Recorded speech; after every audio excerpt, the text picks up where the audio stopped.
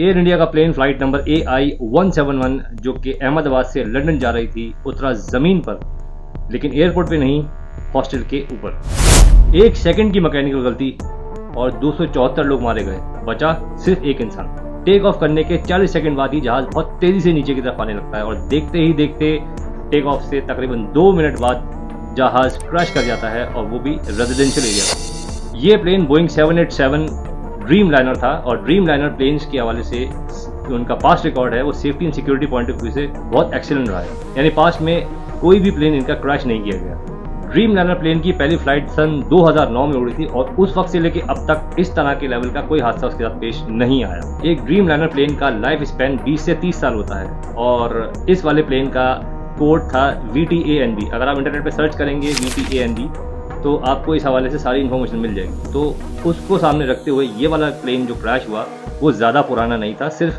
11 साल पुराना था। इस प्लेन के पायलट कैप्टन सुमित अग्रवाल, जिनका अपना फ्लाइंग एक्सपीरियंस इन टोटल 8200 कुछ घंटा था, जो कि बहुत अच्छा कहलाता है।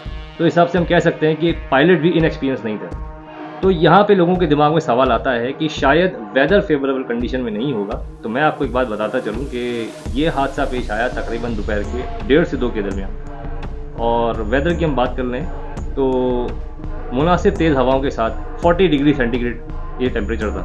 तो फिर ये सब कैसे?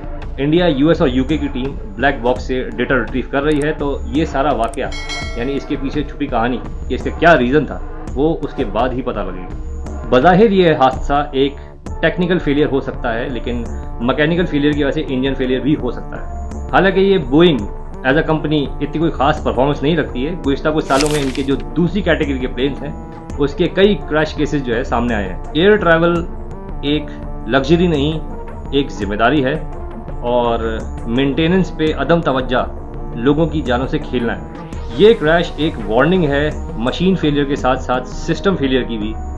लोग मरते रहेंगे जब तक अकाउंटेबिलिटी सिर्फ प्रेस कॉन्फ्रेंसेस तक रहेंगी।